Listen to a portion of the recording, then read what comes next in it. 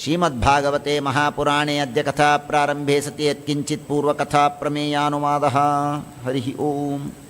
ಮಮತಾ ತ್ಯಾಗ ವೀಕ್, ಈಗೇನೇನೋ ಮಾಡ್ತಾರಲ್ಲ, ಏನೋ ಟ್ರಾಫಿಕ್ ಅವೇರ್ನೆಸ್ ವೀಕ್ ಅಂತ ಮಾಡ್ತಾರೆ, ಮತ್ತೊಂದು ವೀಕ್ ಅಂತ ಮಾಡ್ತಾರೆ, ಏನೇನೋ ಬ್ಯಾಂಕ್ಗಳಲ್ಲಿ ಅಲ್ಲಿ ಇಲ್ಲಿ ಮಾಡ್ತಾರೆ. ಹಾಗೆ ನಾವು ಮಮತಾ ಅವೇರ್ನೆಸ್ ವೀಕ್ ಅಂತ ಮಾಡೇ ಇಲ್ಲ. ನಾವು ದಾನ ಕೊಡೋದಕ್ಕೆ ತಯಾರಾಗ್ತೇವೆ, ದಕ್ಷಿಣೆ ಕೊಡೋದಕ್ಕೆ ತಯಾರಾಗ್ತೇವೆ. ಮಮತಾ ಬಿಡೋಣ, ಇಡೀ ವರ್ಷ ಬೇಡಪ್ಪ, ಇಡೀ ವರ್ಷ ಬೇಡ, ವರ್ಷದಲ್ಲಿ ಒಂದು ದಿನ ಮಮತಾ ಡೇ ಅಂತ ಮಾಡೋಣ.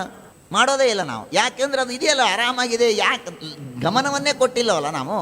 ನಾನು ಹೇಳುವಷ್ಟು ಸರಳ ಅಲ್ಲ ಗೊತ್ತು, ಆದರೆ ಆ ರೀತಿಯಾಗಿ ಪ್ರಯತ್ನವನ್ನೇ ನಾವು ಮಾಡದೇ ಇದ್ದರೆ ಅದು ಬೆಳೆಯುತ್ತೆ ಅಷ್ಟೇ, ಅದು ಬೆಳೆಯುತ್ತೆ. ಮನೆಯಲ್ಲಿ ಬೇಕಾದ ಗಿಡಗಳು ಬೇಡವಾದ ಗಿಡಗಳು ಎಲ್ಲವೂ ಇರುತ್ತೆ. ಬೇಡವಾದ ಗಿಡಗಳನ್ನು ಕತ್ತರಿಸಿದರೆ ಅದು ಹೋಗುತ್ತೆ, ಕತ್ತರಿಸಲಿಲ್ಲ ಅಂದರೆ ಹಾಗೇ ಇರುತ್ತೆ. ಕನ್ನಡದಲ್ಲಿ ಗಾದೆಯೇ ಇದೆಯಲ್ಲ, ಏನದು, ಗಿಡವಾಗಿ ಮರವಾಗಿ ಬಗ್ಗದ್ದು ಗಿಡವಾಗಿ, ಹಾಗೆ ಗಿಡವಾಗಿ ಬಗ್ಗದ್ದು ಮರವಾಗಿ ಬಗ್ಗೀತೆ ಅಂತಾರಲ್ಲ, ಹಾಗೆ ಗಿಡವಾಗಿ ಸಣ್ಣ ಅಂಕುರವಾಗಿ ಇರಬೇಕಾದರೆ ಬಗ್ಗದೇ ಇದ್ದ ಮಮತಾ ದೊಡ್ಡದಾದ ಮೇಲೆ ಹೇಗೆ ಬಗ್ಗತ್ತೆ? ಬಗ್ಗೋದಿಲ್ಲ. ಆದ್ದರಿಂದ ಅದನ್ನು ನೀನು ಕೊಂದು ಹಾಕು, ಅದನ್ನು ಕಡಿಮೆ ಮಾಡು, ಕತ್ತರಿಸು. ಹೇಗೆ ಕತ್ತರಿಸಬೇಕು? ಏನಾದರೂ ಕತ್ರಿ ಗಿತ್ರಿ ಕೊಡ್ತೀರಾ, ಚಾಕು ಗೀಕು ಕೊಡ್ತೀರಾ? ಕೊಡ್ತೇನೆ. 2 ಚಾಕುಗಳನ್ನು ಕೊಡ್ತೇನೆ, 2 ಒಳ್ಳೆ ಕತ್ತಿಗಳನ್ನು ಕೊಡ್ತೇನೆ, ಗರಗಸಗಳನ್ನು ಕೊಡ್ತೇನೆ. ಕತ್ತರಿಸಿ ಹಾಕಿ. ಏನದು? ಹರೇಹೇ ಗುರೋಹೋ ಚರಣೋಪಾಸನಾ. ಇನ್ನೇನು ಮಾಡಬೇಡ. ದೇವರು ಗುರುಗಳನ್ನು ನಂಬು, ಗುರುಗಳ ಉಪಾಸನೆಯನ್ನು ಮಾಡು, ಗುರುಗಳಿಗೆ ಶಾಧಿ ಅನ್ನು, ಶರಣಂ ಪ್ರಪನ್ನಾಹ ಅನ್ನು. ಗುರುಗಳ ಭಕ್ತಿ, ಗುರುಭಕ್ತಿ, ಹರಿಭಕ್ತಿಯಿಂದ ಮಮತಾವನ್ನು ಕಡಿಮೆ ಮಾಡಿಕೊಳ್ಳಬಹುದು. ಆದ್ದರಿಂದ ಮಮತಾ ಕಡಿಮೆ ಮಾಡಿಕೊಳ್ಳೋದು ಕಷ್ಟ ಏನಲ್ಲ, ಪ್ರಯತ್ನ ಮಾಡಬೇಕು. ಗುರುಗಳ ಮಾರ್ಗದರ್ಶನ ಸರಿಯಾಗಿರಬೇಕು. ನಾನು ಮತ್ತೆ ಮತ್ತೆ ಹೇಳ್ತೇನೆ, ಭಾಗವತದಲ್ಲಿ ಹೇಳಿದ ಸಾಧನೆಗಳು, ಉಪಾಯಗಳು 100% ಪೂರ್ಣವಾದಂತಹ ಸಾಧನೆಗಳನ್ನು ಹೇಳಿರ್ತಾರೆ. ಅದನ್ನು ಆ್ಯಸ್ ಇಟ್ ಈಸ್ ಫಾಲೋ ಮಾಡಲಿಕ್ಕೆ ನಮಗೆ ಬಹಳ ಕಷ್ಟ ಆಗೋದಿಲ್ಲ. ಆದರೆ ನಮ್ಮ ಯೋಗ್ಯತೆಗೆ ತಕ್ಕಂತೆ ಅಲ್ಪ ಸ್ವಲ್ಪವಾದರೂ ಮಮತಾ ತ್ಯಾಗವನ್ನು ಮಾಡೋದಕ್ಕೆ ಬರುತ್ತೆ, ಅಹಂಕಾರ ತ್ಯಾಗವನ್ನು ಮಾಡೋದಕ್ಕೆ ಬರುತ್ತೆ. ದೇವರೇ ಮಾಡಿಸಿದ್ದಾನೆ ಅಂತ ಅಂದ್ಕೊಳ್ಳೋಕ್ಕಂತೂ ಬಂದೇ ಬರುತ್ತೆ. ಅಟ್ಲೀಸ್ಟ್ ತ್ಯಾಗ ಮಾಡ್ತೇವೆ ಬಿಡ್ತೇವೋ, ಬಾಯಿಂದಾದರೂ ಅಂತ ಹೋಗಬೇಕು, ನನಗೇನು ಮಮತೆ ಇಲ್ಲ ಅಂತ ಸುಮ್ಮನೆ ಅಂತ ಇರಬೇಕು. ಯಾವತ್ತೋ ಒಮ್ಮೆ ಬರುತ್ತೆ, ಯಾವತ್ತೋ ಒಮ್ಮೆ ಬರುತ್ತೆ. ಮನುಷ್ಯ ವಿಷ್ಣು ಪುರಾಣ ಬೈಯತ್ತೆ, ಶ್ರೀಮದಾಚಾರ್ಯರು ಹೇಳಿದ್ದಾರೆ ಅದನ್ನು. ವಿಷ್ಣು ಪುರಾಣ ಬೈಯತ್ತೆ, ಮನುಷ್ಯನಿಗೆ ನಾವು ಮಾಡು ಅಂತ ಹೇಳಿದ ಏನು ಭಕ್ತಿ ವೈರಾಗ್ಯ ಇದೆಲ್ಲ ನಾನು ಹೊಸದಾಗಿ ಯಾವುದನ್ನು ಹೇಳ್ತಾ ಇಲ್ಲ, ಹೊಸದಾಗಿ ಯಾವುದನ್ನು ನಾನು ಹೇಳ್ತಾ ಇಲ್ಲ. ಎಲ್ಲವನ್ನೂ ಆಲ್ರೆಡಿ ಮನುಷ್ಯ ಮಾಡ್ತಾ ಇದ್ದಾನೆ. ನಾನು ಹೇಳ್ತಾ ಇರೋದು ಓನ್ಲಿ ಡೈವರ್ಷನ್. ಕಾರು ಸ್ಪೀಡಾಗಿ ಓಡಿಸ್ತಾ ಇದ್ದೇವೆ, 2 ದಾರಿಗಳಿದೆ, ಯಾವ ದಾರಿಯಲ್ಲಿ ಹೋಗಬೇಕು ಅನ್ನೋದು ಮಾತ್ರ ಭಾಗವತ ಹೇಳುತ್ತೆ, ಪುರಾಣಗಳು ಹೇಳುತ್ತೆ. ನಮಗೆ ಭಕ್ತಿ ಇಲ್ವಾ? ಭಕ್ತಿ ನಮಗಿಲ್ವಾ? ಭಕ್ತಿ ಅಂದ್ರೇನು? ಸ್ನೇಹ, ಪ್ರೀತಿ ಮಾಡೋದು. ಯಾಕೆ ನಾವು ಯಾರ ಮೇಲೂ ಪ್ರೀತಿ ಮಾಡೋದೇ ಇಲ್ವಾ? ಎಲ್ಲರ ಮೇಲೂ ಪ್ರೀತಿ ಮಾಡ್ತೇವೆ.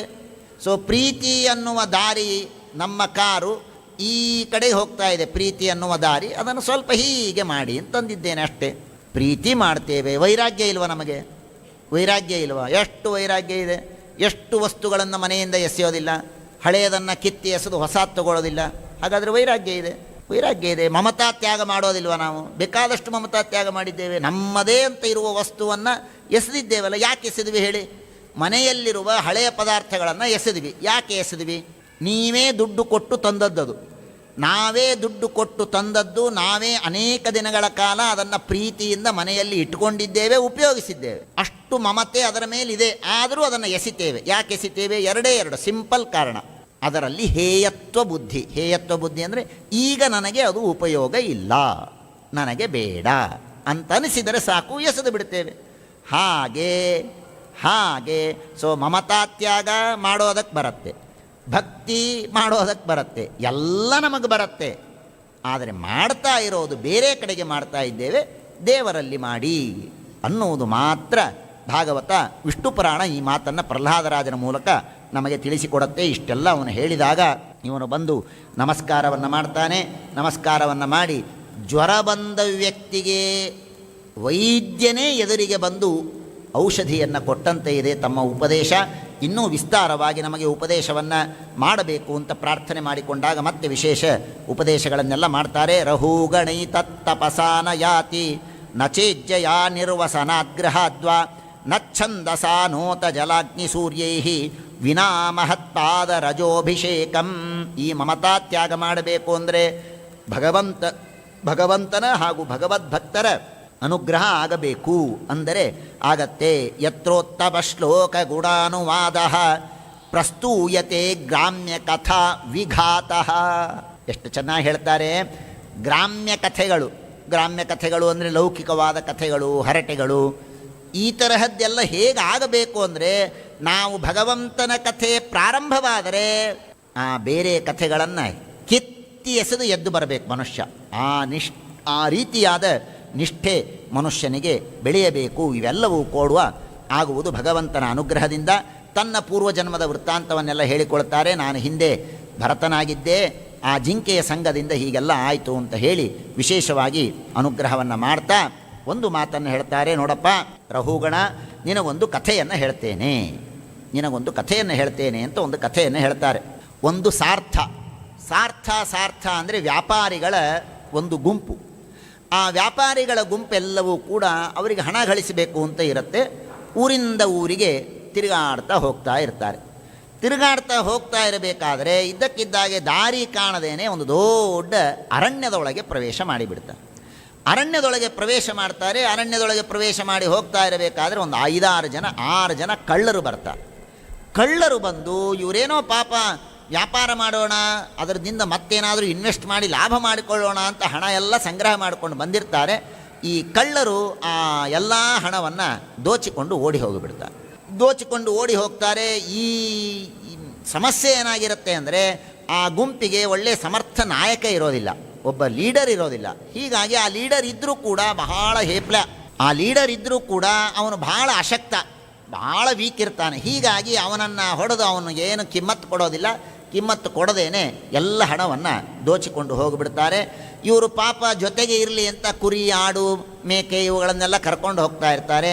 ಎಲ್ಲ ನರಿ, ತೋಳಗಳೆಲ್ಲ ಬಂದು ಅವುಗಳನ್ನು ತಿಂದು ಅಪಹಾರ ಮಾಡಿಕೊಂಡು ಹೋಗಿಬಿಡ್ತಾರೆ. ಸ್ವಲ್ಪ ದೂರ ಹೋಗಿ ನೋಡ್ತಾರೆ, ಬರೀ ಎಲ್ಲ ಕಡೆಗೆ ಹುಲ್ಲು ಬೆಳೆದಿದೆ, ಪೊದೆಗಳು ಬೆಳೆದಿದೆ. ಅದರೊಳಗೆ ಪ್ರವೇಶ ಮಾಡ್ತಾರೆ. ಹೊರಗೆ ಬರಲಿಕ್ಕೇ ಬರೋದಿಲ್ಲ. ಎಷ್ಟು ಕತ್ತರಿಸಿದರೂ ಮುಗಿಯೋದಿಲ್ಲ. ಅದು ಮತ್ತೆ ಬೆಳೀತಾನೇ ಇರುತ್ತೆ. ಹಾಗೆ ಆ ಪೊದೆಗಳಿರುತ್ತೆ, ಅದರೊಳಗೆ ಹೋಗ್ತಾರೆ. ಭಾರೀ ವಿಚಿತ್ರವಾದಂತಹ ಸೊಳ್ಳೆಗಳೆಲ್ಲ ಕಡಿತಾ ಇರುತ್ತೆ, ನಾನಾ ತರಹದ ಪೀಡೆಗಳೆಲ್ಲ ಆಗ್ತಾ ಇರುತ್ತೆ. ಇರೋದಕ್ಕೆ ಕೂಡೋದಕ್ಕೆ ಸ್ಥಳ ಅಂತ ಹುಡುಕ್ತಾರೆ, ಎಲ್ಲೂ ಸಿಗೋದಿಲ್ಲ, ಏನೂ ಕಾಣೋದಿಲ್ಲ. ಭಾರಿ ಒದ್ದಾಡ್ತಾರೆ. ಹಾಗೆ ಮುಂದೆ ಹೋಗ್ತಾರೆ.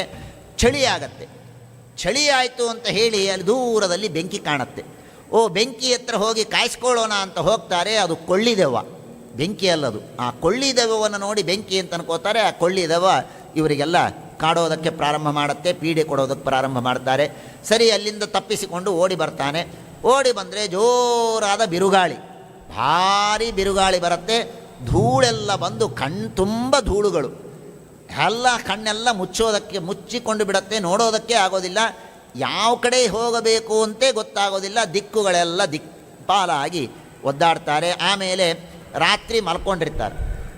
ರಾತ್ರಿ ಮಲಗಿಕೊಂಡಾಗ ಕತ್ತಲಲ್ಲಿ ಮಲ್ಕೊಂಡ್ರೆ ಹಳ್ಳಿ ಊರ ಕಡೆಗೆ ಒಂದು ಕುರ್ರ್ ಅಂತ ಕೂಗುತ್ತೆ ನೋಡಿ, ಅದು ಯಾವಾಗಲೂ ಕೂಗ್ತಾ ಇರುತ್ತೆ. ಝಿಲ್ಲೀಕಾ ಅಂತ ಸಂಸ್ಕೃತದಲ್ಲಿ ಕರೀತಾರೆ ಅದನ್ನು.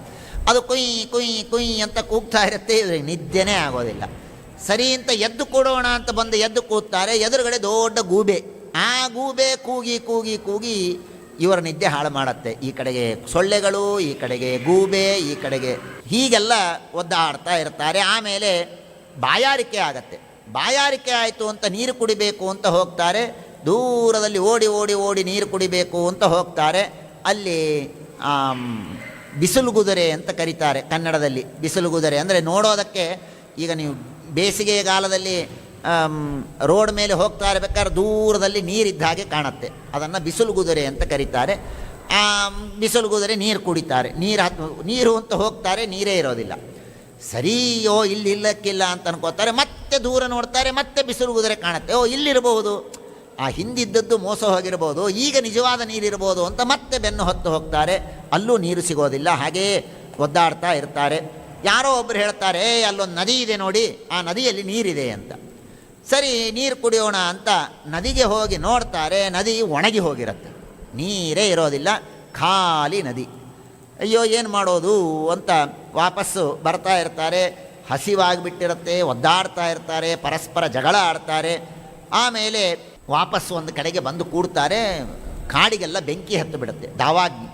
ಆ ಬೆಂಕಿ ಹತ್ತತ್ತೆ, ಬೆಂಕಿಯಿಂದ ತಪ್ಪಿಸಿಕೊಂಡು ಬರೋಣ ಅಂತ ಓಡ್ತಾರೆ. ದೂರದಲ್ಲಿ ಆಕಾಶದಲ್ಲಿ ಒಂದು ಗಂಧರ್ವ ನಗರ, ಗಂಧರ್ವ ನಗರಿ ಅಂತ ಶಾಸ್ತ್ರಗಳಲ್ಲೆಲ್ಲ ಹೇಳ್ತಾರೆ. ಅದೊಂದು ಮೋಹಕವಾದಂತಹ ನಗರಿ. ಓ ಗಂಧರ್ವ ನಗರಿ ಅಂತ ಹೇಳಿ ಓಡಿ ಹೋಗಿ ಗಂಧರ್ವ ನಗರಿಯಲ್ಲಿ ಕೂಡ್ತಾರೆ. ಒಂದು 2 ನಿಮಿಷ ಕೂತಿರ್ತಾರೋ ಇಲ್ವೋ ಧಪ್ ಅಂತ ಹೊತ್ಕೊಂಡು ಬಿದ್ದು ಬಿಡ್ತಾರೆ. ಆ ಗಂಧರ್ವ ನಗರಿಯೆಲ್ಲ ಹೋಗಿ ಬಿಡುತ್ತೆ, ಅಲ್ಲಿಂದ ಕೆಳಗೆ ಬೀಳ್ತಾರೆ. ಆಮೇಲೆ ಒಂದು ಗುಡ್ಡ ಕಾಣುತ್ತೆ. ಒಂದು ದಿನ ಭಾರಿ ಚೆನ್ನಾಗಿದೆ ಗುಡ್ಡ, ಮೇಲೆ ಹತ್ತಬೇಕು ಅಂತ ಇವನಿಗೆ ಟ್ರೆಕ್ಕಿಂಗ್ ಮಾಡಬೇಕು ಅಂತ ಅಪೇಕ್ಷೆ. ಹತ್ತಬೇಕು ಅಂತ ಬರ್ತಾರೆ, ಹತ್ತಬೇಕು ಅಂತ ಅಪೇಕ್ಷೆ ಏನೋ ಇದೆ, ಹತ್ತಲಿಕ್ಕೆ ಆಗ್ತಾಯಿಲ್ಲ. ಬರೀ ಮುಳ್ಳು ಕಲ್ಲು, ಕಾಲು ಚುಚ್ಚಿ ಚುಚ್ಚಿ ಹತ್ತಾನೇ ಬೀಳ್ತಾನೆ. ಒದ್ದಾಡಿ ಮತ್ತೆ ಕೆಳಗೆ ವಾಪಸ್ಸು ಬಿದ್ದು ಬಿಡ್ತಾನೆ. ಬಿದ್ದು ಈ ಕಡೆಗೆ ಬರ್ತಾ ಇರ್ತಾನೆ. ಒಂದು ದೊಡ್ಡ ಹೆಬ್ಬಾವು ಇವನನ್ನು ನುಂಗಿಬಿಡತ್ತೆ. ಹೆಬ್ಬಾವು ನುಂಗೇ ಬಿಡತ್ತೆ. ಪುಣ್ಯ, ಒಳಗೆ ನುಂಗಿದಾಗ ಆರಾಮ್ ಸ್ವಲ್ಪ ಹೊತ್ತು ನಿದ್ದೆ ಆಗತ್ತೆ ಅವನಿಗೆ. ಆಮೇಲೆ ಹೆಬ್ಬಾವು ಮತ್ತೆ ಹೊರಗೆ ಹಾಕಿಬಿಡುತ್ತೆ. ಹೆಬ್ಬಾವಿನ ಬಾಯಿಯಿಂದ ಹೊರಗೆ ಬರ್ತಾನೆ. ಹಸಿವು ಬಹಳ ಆಗಿರುತ್ತೆ, ಏನು ಮಾಡೋದು ನೋಡ್ತಾನೆ. ಎದುರುಗಡೆ ಒಂದು ಜೇನಿನ ಗೂಡು ಇರುತ್ತೆ. ಆ ಜೇನುಗೂಡು ಇದೆ, ಸ್ವಲ್ಪ ಜೇನನ್ನಾದರೂ ತಿನ್ನೋಣ ಅಂತ ಹೇಳಿ ಆ ಜೇನುಗೂಡಿಗೆ ಕೈ ಹಾಕ್ತಾನೆ. ಕೈ ಹಾಕಿದ್ದೇ ತಡ ಎಲ್ಲ ಜೇನುಗಳು ಬಂದು ಇವನನ್ನು ಚುಚ್ಚಿ ತಿಂದು ಸಾಯಿಸಿಬಿಡತ್ತೆ. ಭಾರಿ ಪೀಡೆಯನ್ನು ಕೊಡುತ್ತೆ. ಏನು ಮಾಡಬೇಕು ಗೊತ್ತಾಗೋದಿಲ್ಲ. ಚಳಿ ಮಳಿ ಬಿಸಿಲು, ಹೇಗೆ ರಕ್ಷಣೆ ಮಾಡಿಕೊಳ್ಳಬೇಕು. ಅಂತೂ ಇಂತೂ ಇರೋ ಬಿರೋ ವಸ್ತು ಎಲ್ಲ ಕಳ್ಳತನ ಆಗಿ ಹೋಗಿಬಿಡುತ್ತೆ. ಸರಿ, ಎಲ್ಲ ಕಳ್ಳತನ ಆಯಿತು, ಇನ್ನೇನು ಮಾಡಬೇಕು? ಕದಿಯೋದಕ್ಕೆ ಶುರು ಮಾಡ್ತಾನೆ. ಅವ್ರದ್ದು ಕದ್ದೆ ಇವ್ರದ್ದು ಕದ್ದೆ ಏನೇನೋ ಮಾಡಿ ಬೇರೆ ಬೇರೆಯವರ ವಸ್ತುಗಳನ್ನೆಲ್ಲ ಕದ್ದು ತನ್ನೊಳದಕ್ಕೆ ಪ್ರಾರಂಭ ಮಾಡ್ತಾನೆ. ಎಲ್ಲರ ಹತ್ರ ಹೋಗಿ ಬೇಡ್ತಾನೆ, ಯಾರೂ ಕೊಡೋದಿಲ್ಲ, ಬೈದು ಕಳಿಸ್ತಾರೆ. ಆಮೇಲೆ ಇದ್ದಕ್ಕಿದ್ದ ಹಾಗೆ ಜೋರಾಗಿ ಸಿಂಹದ ಗರ್ಜನೆ ಆಗುತ್ತೆ. ಸಿಂಹದ ಗರ್ಜನೆ ಆದ ಕೂಡಲೇ ಗಾಬರಿಯಾಗಿ ಓ ಸಿಂಹ ಬಂದು ತಿನ್ನತ್ತೆ ಅಂತ ಹೇಳಿ ಓಡಿ ಬರ್ತಾನೆ. ಓಡಿ ಬಂದು ಸಿಂಹದಿಂದ ನನ್ನನ್ನು ರಕ್ಷಣೆ ಮಾಡು ಅಂತ ಯಾರನ್ನ ಕೇಳಬೇಕಾಗಿತ್ತು? ಯಾರೋ ಪರಾಕ್ರಮಶಾಲಿಗಳನ್ನು ಕೇಳಿದ್ರೆ ಅಡ್ಡಿ ಇಲ್ಲ. ಅಲ್ಲಿ ಒಂದು ಬಕಪಕ್ಷಿ ಇರುತ್ತೆ. ಆ ಬಕಪಕ್ಷಿ ಹತ್ರ ಹೋಗಿ ಸಿಂಹ ಬರ್ತಾ ಇದೆ, ಸ್ವಲ್ಪ ಕಾಪಾಡಪ್ಪ ಅಂತ ಹೇಳಿ ಆ ಬಕಪಕ್ಷಿಗೆ ಹೋಗಿ ಕೇಳಿಕೊಳ್ತಾನೆ. ಅದು ಏನು ಮಾಡುತ್ತೆ ಬಕಪಕ್ಷಿ? ಆ ಬಕಪಕ್ಷಿಯು ಗಾಬರಿಯಾಗಿ ಕೈ ಕೊಟ್ಟು ಓಡಿ ಹೋಗ್ಬಿಡುತ್ತೆ. ಆ ಬಕಪಕ್ಷಿ ಕೈ ಕೊಟ್ಟು ಓಡಿ ಹೋಗುತ್ತೆ. ಬಕಪಕ್ಷಿ ಕೈ ಕೊಡ್ತು ಅಂತ ಹೇಳಿ ಹೋಗಲಿ, ಈಗಾದರೂ ಬೇರೆಯವ್ರ ಹತ್ರ ಹೋಗಬೇಕಾಯ್ತು. ಅಲ್ಲೊಂದು ಕೋತಿ ಕೂರಿತ್ತು. ಆ ಕೋತಿಯ ಫ್ರೆಂಡ್ಶಿಪ್ ಮಾಡ್ಕೋತಾನೆ. ಕೋತಿ, ಆ ಸಿಂಹ ಬರ್ತಾ ಇದೆಯಪ್ಪ, ನನ್ನ ರಕ್ಷಣೆ ಮಾಡೋ ಅಂತ. ಅದು ಆಗಲಿ ಮಾಡ್ತೇನೆ ಅಂಥೇಳಿ ಕೋತಿ, ನಡಿ ನನ್ನ ಜೊತೆ ಮೇಲೆ ಹತ್ತು, ಸಿಂಹ ಏನು ಮಾಡೋದಿಲ್ಲ. ಸರಿ, ಆ ಕೋತಿ ಜೊತೆಗೆ ಮೇಲೆ ಹತ್ತಿ ಕೂತು ಬಿಡ್ತಾನೆ. ಒಂದು 5 ನಿಮಿಷ ಕೂತಿರತ್ತೆ. ಕೋತಿ ಬಿಟ್ಟು ಹೋದರೆ ಇವನಿಗೆ ಗಾಬರಿ, ಸಿಂಹ ಎಲ್ಲಿ ಬಂದುಬಿಡತ್ತೆ. ಕೋತಿ ಹೇಳಿರುತ್ತೆ ನಾನೇನು ಮಾಡ್ತೀನಿ ಹಾಗೆ ಮಾಡಬೇಕು. ಸರಿ, ಆ ಕೋತಿ ಜೊತೆ ಕೂತಿರ್ತಾನೆ. ಕೋತಿ ಒಂದು ಮರದಿಂದ ಇನ್ನೊಂದು ಮರಕ್ಕೆ ಜಿಗಿಯುತ್ತೆ, ಇವನು ಜಿಗಿತಾನೆ. ಅದು ಎಷ್ಟೊತ್ತು ಕೂಡುತ್ತದೆ? ಕೋತಿ ಹೇಳಿ ಕೇಳಿ ಒಂದು ಮರದಿಂದ ಇನ್ನೊಂದು ಮರ, ಇನ್ನೊಂದು ಮರದಿಂದ ಇನ್ನೊಂದು ಮರ, ಹೀಗೆ ಜಿಗಿತಾ ಹೋಗುತ್ತೆ. ಆ ಜಿಗಿತಾ ಹೋಗಬೇಕಾದ್ರೆ ಆ ಕೋತಿ ಒಂದು ದೂರದಲ್ಲಿ ಒಂದು ಮರ ಇರುತ್ತೆ. ಕೋತಿಗೆ ಜಿಗಿದು ಗೊತ್ತು, ತಾನು ಟಣ್ಣಂತ ಹಾರತ್ತೆ. ಇವನು ಹಾರಲಿಕ್ಕೆ ಹೋಗ್ತಾನೆ. ಮಧ್ಯದಲ್ಲಿ ದೊಡ್ಡ ತಗ್ಗಿರುತ್ತೆ, ಆ ತಗ್ಗಿನಲ್ಲಿ ಬಿದ್ದು ಬಿಡ್ತಾನೆ. ಹತ್ತುಕೊಂಡು ಬಿದ್ದು ಬಿಡ್ತಾನೆ, ಸತ್ತೇ ಹೋಗ್ತಾನೆ. ಕೆಳಗೆ ಬೀಳ್ತಾನೆ. ಮೇಲೆ ಹೇಗೆ ಬರೋದು? ಭಾರಿ ಆಳ ಇರುತ್ತೆ. ಮೇಲೆ ಹೇಗೆ ಬರೋದು? ಭಾಳ ದಿವಸ ಒದ್ದಾಡ್ತಾನೆ. ಕೊನೆಗೆ ಅಲ್ಲೊಂದು ಬಳ್ಳಿ ಕಾಣುತ್ತೆ, ಚಿಕ್ಕದಾದ ಬಳ್ಳಿ. ಇದಿದೆ, ಇದರಿಂದ ಹತ್ಬೋದು. ಅಪ್ಪ ಭಾಳ ಕಷ್ಟ ಆಯ್ತಪ್ಪ, ಏನೋ ಎಂಥ ಕಾಡಿಗೆ ಬಂದುಬಿಟ್ನೋ ಮಾರಾಯ ಅಂಥೇಳಿ ಒದ್ದಾಡ್ಕೊಂಡು ಇನ್ನಾದರೂ ಆರಾಮ್ ಊರಿಗೆ ಹೋಗೋಣ, ಒಳ್ಳೆ ನಗರಕ್ಕೆ ಹೋಗೋಣ ಅಂತ ಆ ಬಳ್ಳಿ ಹಿಡ್ಕೊಂಡು ಅವ್ರಿಗೆ ಮೇಲೆ ಹತ್ತಾನೆ. ಹತ್ತು ಬಂದು ನೋಡ್ತಾನೆ, ಮತ್ತೆ ಅದೇ ಜನ ಇರ್ತಾರೆ, ಅದೇ ಕಾಡೇ ಇರುತ್ತೆ. ಅದರೊಳಗೇನೆ ಮತ್ತೆ ಸೇರಿಕೊಳ್ತಾನೆ. ಮತ್ತಲ್ಲೇ ಸುತ್ತಾಟ. ಹೀಗೆ ಆ ವ್ಯಕ್ತಿಯ ಜೀವನ ಆಗತ್ತೆ. ಆಗ ಪರೀಕ್ಷಿತರಂತಾರೆ, ಏನು ಹೇಳಿದ್ರಿ ಸ್ವಾಮಿ?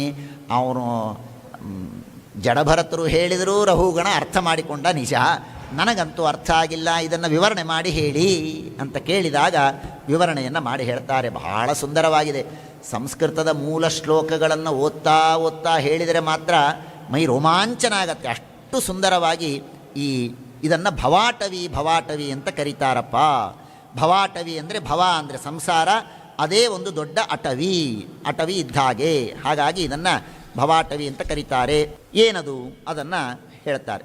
ಈ ಸಾರ್ಥ ಅಂದರೆ ಒಬ್ಬ ಎಲ್ಲ ಜೀವರಾಶಿಗಳು ಅವರೆಲ್ಲರೂ ಕೂಡ ಹಣ ಗಳಿಸಬೇಕು ಅಂತನ್ನುವುದಕ್ಕಾಗಿ ಊರಿಂದ ಊರಿಗೆ ಹೋಗ್ತಾರೆ. ಅಂದರೆ ಸಕಾಮ ಕರ್ಮಗಳನ್ನು ಮಾಡಿ ಸ್ವರ್ಗವನ್ನು ಪಡೆಯಬೇಕು ಅನ್ನುವ ಅಪೇಕ್ಷೆಯಿಂದ ನಾನಾ ತರಹದ ಸಂಚಾರವನ್ನು ಮಾಡ್ತಾರೆ. 6 ಜನ ಕಳ್ಳರು ಅಂದರೆ ನಮ್ಮ 6 ಇಂದ್ರಿಯಗಳು. ಈ ನಮ್ಮ 6 ಇಂದ್ರಿಯಗಳು ಎಷ್ಟು ನಮಗೆ ಉಪಕಾರಕವೋ ಅಷ್ಟೇ ನಮಗೆ ಮೋಸ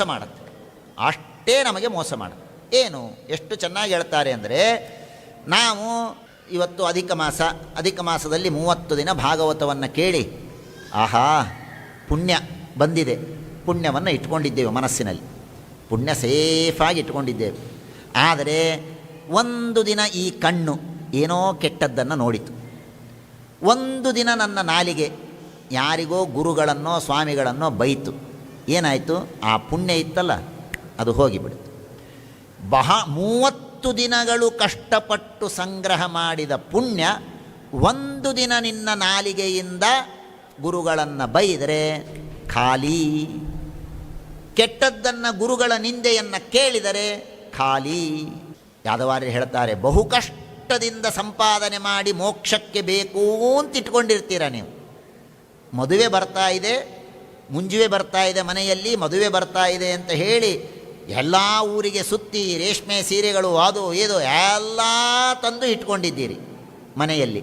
ಒಂದು ಇಲಿ ಬಂತು, ಎಲ್ಲವನ್ನು ಕಟ ಅಂತ ಕಡಿದು ಬಿಡ್ತು. ಹೇಗೋ ಹಾಗಿದೆ ಈ 30 ದಿನದ ಪುಣ್ಯ. ಜನ್ಮಾಂತರದ ಪುಣ್ಯಗಳೇನಿರುತ್ತೋ ಅವುಗಳನ್ನು ನಮ್ಮ ಇಂದ್ರಿಯಗಳೆಂಬ ಕಳ್ಳರು ಹಾಳು ಮಾಡ್ತಾರೆ. ಯಾಕೆ ಅಂದರೆ ಕೆಟ್ಟದ್ದನ್ನು ತೋರಿಸ್ತಾರೆ, ಕೆಟ್ಟದ್ದನ್ನು ಕೇಳಿಸ್ತಾರೆ, ಕೆಟ್ಟದ್ದನ್ನು ಮಾತಾಡಿಸ್ತಾರೆ. ಹೀಗಾಗಿ ಪುಣ್ಯಗಳೆಲ್ಲ ಖಾಲಿ ಮಾಡಿಬಿಡ್ತಾರೆ ಕಳ್ಳರು. ಸಮರ್ಥ ನಾಯಕ ಇರಲಿಲ್ಲ ಅವರಿಗೆ ಅಂತ. ನಮಗೂ ಒಬ್ಬ ನಾಯಕ ಇದ್ದಾನೆ. ಯಾರವನು? ನಮ್ಮ ಬುದ್ಧಿ ನಾಯಕನೇ. ಆದರೆ ತಾಕತ್ತಿಲ್ಲ ಅವನಿಗೆ, ತಾಕತ್ತಿಲ್ಲ. ಕೆಟ್ಟ ಕೆಲಸ ಮಾಡಬೇಕು ಅಂತ ಹೊರಟಾಗ ಮಾಡಬೇಡ ಅಂತ ಹೇಳಲ್ಲ, ಅದು ಮಾಡಬೇಡೋ ಅಂತ ಅನ್ನತ್ತೆ. ಪಾಪ ಶಾಸ್ತ್ರ ಓದಿರ್ತಾನೆ, ಮಾಡಬೇಡ ನೋಡು, ಆದಷ್ಟು ಮಾಡಬೇಡ, ಭಾಳ ಮಾಡ್ಕೋ ಅಂತ ಅನ್ಬಿಡ್ತಾನೆ ಅಷ್ಟೆ. ಕಾಂಪ್ರಮೈಸ್ ಅವನು, ಏನೋ ಅಂತಾರಲ್ಲ ಹಾಗೆ, ಅಂಥ ಪ್ರೈಮ್ ಮಿನಿಸ್ಟರ್ ಇದ್ದ ಹಾಗೆ ಅದು ಬುದ್ಧಿ ಅಂದರೆ. ಅವರು ನೀವೇನಂತೀರ ಅದಕ್ಕೆ ಸೈನ್ ಹಾಕೋದಷ್ಟೇ ಕೆಲಸ. ಹಾಗೆ ನಮ್ಮ ಬುದ್ಧಿ ಅಷ್ಟು ವೀಕ್ ಆಗಿದೆ, ಅಷ್ಟು ವೀಕ್.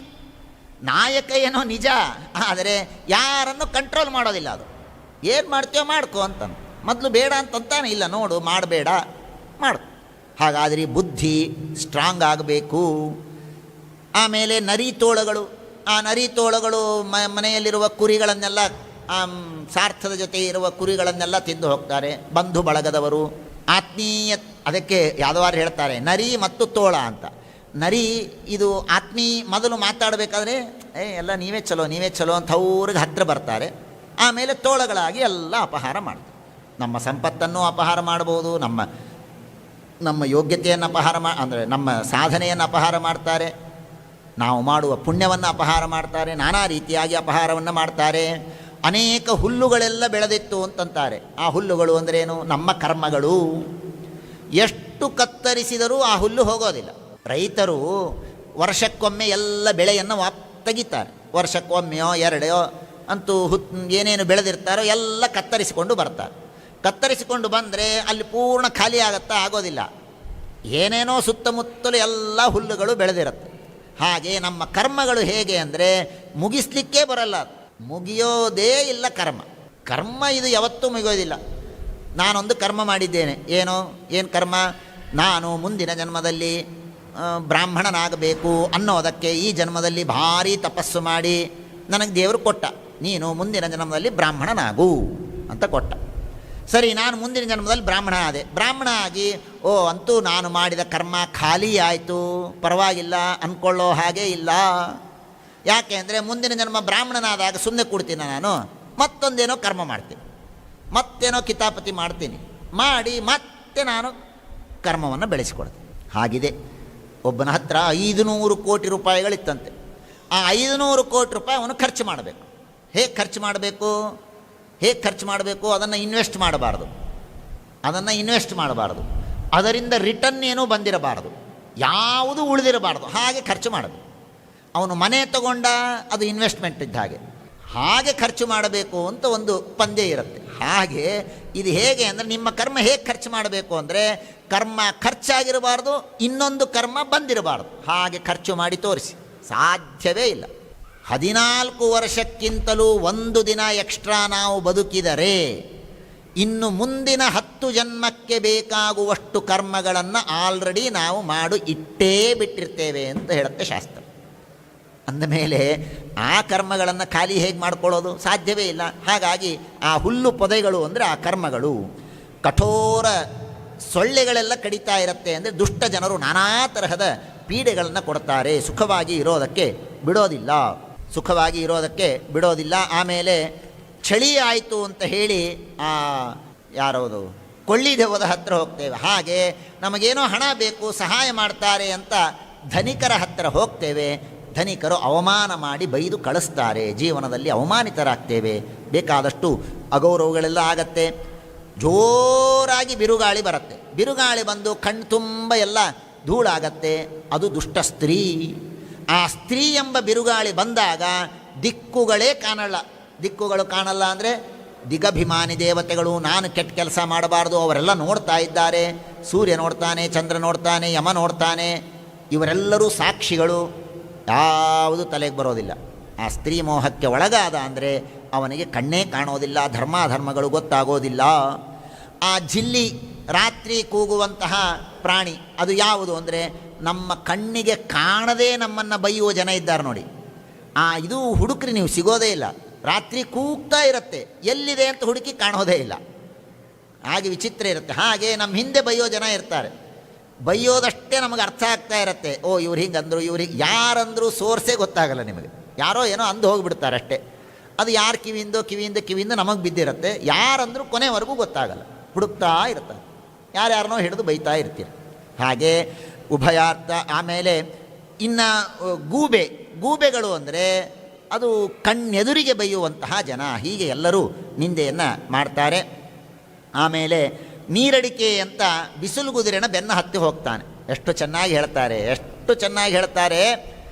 ಭಾಗವತ ಅನ್ನತ್ತೆ, ಮನುಷ್ಯ ಒಂದು ತಪ್ಪು ಮಾಡಿರ್ತಾನೆ, ಆ ತಪ್ಪಿನಿಂದ ಶಿಕ್ಷೆ ಅನುಭವಿಸಿರ್ತಾನೆ. ಅಷ್ಟು ಗೊತ್ತಿದ್ರೂ ಮತ್ತೆ ಅದೇ ತಪ್ಪನ್ನೇ ಮಾಡ್ತಾನೆ. ಇದು ಮನುಷ್ಯನ ಧೈರ್ಯ ನೋಡಿ. ಏನು ಮೂರ್ಖ. ಆ ಬಿಸಿಲುಗುದರೆ ಅದು ನೀರಲ್ಲ ಅಂತ ಗೊತ್ತಿರತ್ತೆ. ಒಮ್ಮೆ ಹೋಗಿ ಮೋಸ ಹೋಗಿರ್ತಾನೆ. ಮತ್ತೆ ಮಾರನೇ ದಿನ ಕಂಡ್ರೆ ಮತ್ತೆ ನೀರಿರಬಹುದಲ್ಲ, ನಿನ್ನೆ ಇರಲಿಕ್ಕಿಲ್ಲ, ಇವತ್ತು ಇರಬಹುದಲ್ಲ ಅಂತ ಅಂದ್ಕೊಂಡು ಹೋಗ್ತಾನೆ. ಹಾಗೆ ಮನುಷ್ಯ. ನಾನು ಆ ಶ್ಲೋಕಗಳನ್ನು ಓದಿದರೆ ನಿಮಗೆ, ನಾನು ಕೇವಲ ಕಲ್ಪನೆ ಮಾಡಿ ಹೇಳ್ತಾ ಇದ್ದೇನೆ ಅಂತ ನಿಮಗೆ ಅನಿಸ್ತಿರುತ್ತೆ. ಆ ಶ್ಲೋಕಗಳಲ್ಲಿ ಹಾಗಿದೆ. ಉಭಯಾರ್ಥ. ಆಗ ಯಾವ ವಿಷಯಗಳನ್ನು ಬೆನ್ನು ಹತ್ತಿ ಯಾವುದನ್ನು ಮಾಡಿ ಮೋಸ ಹೋಗಿರ್ತಾನೋ ಮತ್ತೆ ಅದನ್ನೇ ಮಾಡ್ತಾನೆ. ಸುಮ್ಮನೆ ಸ್ಥೂಲವಾಗಿ ದೃಷ್ಟಾಂತಕ್ಕೆ ಗೊತ್ತಾಗಬೇಕು ಅಂದರೆ ಒಂದು ಕಡೆಗೆ ಇನ್ವೆಸ್ಟ್ ಮಾಡಿರ್ತಾನೆ, ಯಾವುದೋ ಶೇರ್ ಮಾರ್ಕೆಟಲ್ಲಿ ಹಾಕಿರ್ತಾನೆ, ಎಲ್ಲ ಹಣ ಕಳ್ಕೊಂಡಿರ್ತಾನೆ. ಹಣ ಕಳ್ಕೊತಾನೆ. ಮಾರನೇ ದಿವಸ ಮತ್ತೆ ಹೊಸ ಶೇರ್ ಬಂದಿದೆ, ಇಲ್ಲಿ ಹಾಕಿ ನೋಡೋಣ, ಅಯ್ಯೋ ಕಳ್ಕೊಂಡಿದ್ದೆ, ಅದು ಕಳ್ಕೊಂಡಿರ್ಬೋದ್ರಿ, ಇದಕ್ಕೆ ಬರ್ಬೋದಲ್ಲ ಅಂತ ಮತ್ತೆ ಹಾಕ್ತಾನೆ. ಇದು ಬಿಸಿಲುಗುದರೆ. ಹಾಗೆ ಮನುಷ್ಯ ಮಾಡ್ತಾನೆ.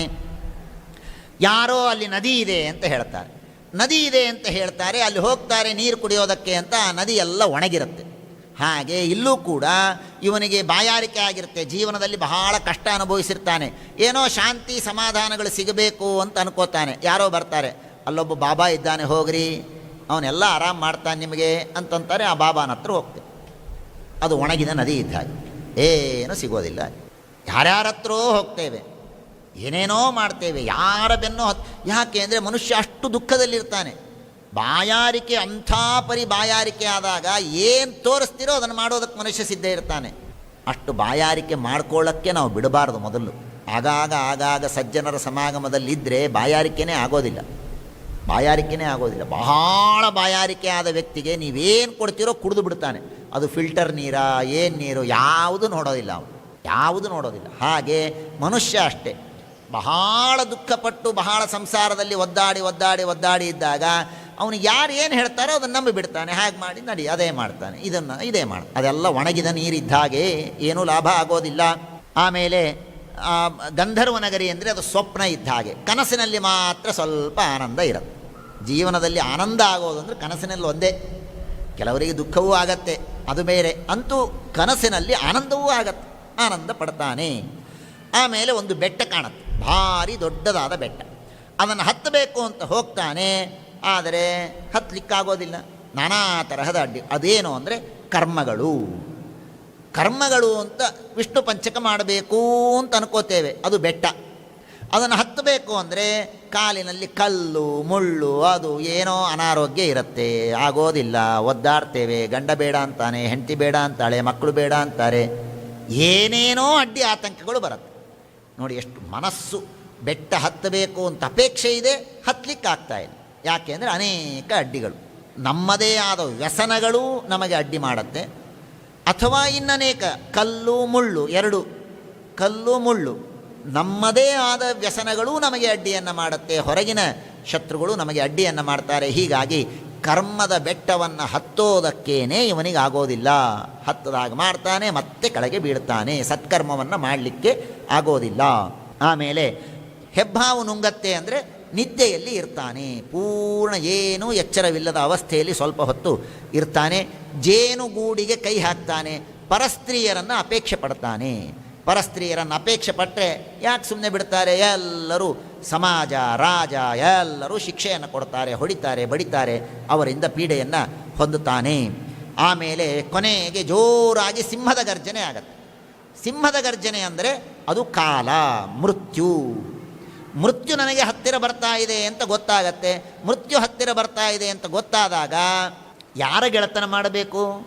ಹೋಗಿ ಹೋಗಿ ಬಕಪಕ್ಷಿಯ ಗೆಳತನ ಮಾಡ್ತಾನೆ ಅವನು. ಹಾಗೆ ನಾವು ಕೂಡ ಮೃತ್ಯು ಹತ್ತಿರ ಬರುತ್ತೆ ಅಂತಾದರೆ ಯಾವ್ಯಾವುದೋ ಪಾಷಂಡಿಗಳ ಸ್ನೇಹವನ್ನು ಮಾಡ್ತೇವೆ.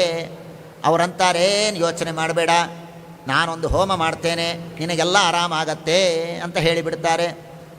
ಹೋಮ ಹವನಗಳು ತಪ್ಪು ಅಂತ ಹೇಳ್ತಾ ಇಲ್ಲ, ಸರಿಯಾದ ವಿಧಾನದಲ್ಲಿ ಮಾಡೋರು ಇರಬೇಕು ಅಂತ ಅಷ್ಟೇ ನಾನು ಹೇಳ್ತಾ ಇದ್ದೆ. ಹಾಗಾಗಿ ಏನೇನೋ ಮಾಡಿ ಯಾರದೋ ಸಖ್ಯವನ್ನು ಮಾಡ್ತೇವೆ. ಮೃತ್ಯು ಹತ್ತಿರ ಬರ್ತಾ ಇದೆ ಅಂತ ಹೇಳಿ ಶ್ರವಣ ಮನನಗಳನ್ನು ಮಾಡಿ ನಾನು ಮೃತ್ಯುವಿಗೆ ಸಿದ್ಧನಾಗಬೇಕು ಅಂತ ಅಂದ್ಕೊಳ್ಳೋದೇ ಇಲ್ಲ ಮನುಷ್ಯ. ಮೃತ್ಯುವನ್ನು ಗೆಲ್ಲೋದು ಹೇಗೆ ಅಂತ ಅನ್ಕೋತಾನೆ, ಬಕಪಕ್ಷಿ ಹತ್ತಿರ ಹೋಗ್ತಾನೆ. ಆ ಬಕಪಕ್ಷಿ ನಮ್ಮನ್ನು ಎಷ್ಟು ದಿನ ರಕ್ಷಣೆ ಮಾಡಲಿಕ್ಕೆ ಸಾಧ್ಯವೇ ಇಲ್ಲ. ಹಾಗೆ ಆಮೇಲೆ ಒಂದು ಕೋತಿ ಹತ್ತಿರ ಹೋಗ್ತಾನೆ. ಕೋತಿ ಅಂದರೆ ಏನದು? ಅದು ಐಹಿಕವಾದ ಅರ್ಥಗಳು. ನಮ್ಮ ಮನಸ್ಸು, ನಮ್ಮ ಕಾಮನೆಗಳು ಹೇಗಿದೆ ಅಂದರೆ ಗಿಡದಿಂದ ಗಿಡಕ್ಕೆ ಹಾರತ್ತೆ. ಇವತ್ತಿದು ಬೇಕು ಅನ್ನಿಸ್ತು, ನಾಳೆ ಅದು ಬೇಕು ಅನ್ನಿಸ್ತು, ಮತ್ತೊಂದು ದಿನ ಮತ್ತೊಂದು ಬೇಕು ಅನ್ನಿಸ್ತು. ಹೀಗೆ ಎಲ್ಲ ಕಡೆ ಒಂದು ಗಿಡದಿಂದ ಇನ್ನೊಂದು ಗಿಡಕ್ಕೆ, ಇನ್ನೊಂದು ಗಿಡದಿಂದ ಮತ್ತೊಂದು ಗಿಡಕ್ಕೆ ಹಾರಿ ಹಾರಿ ಹಾರಿ ಮನುಷ್ಯ ಸುತ್ತಾಡ್ತಾ ಇರ್ತಾನೆ.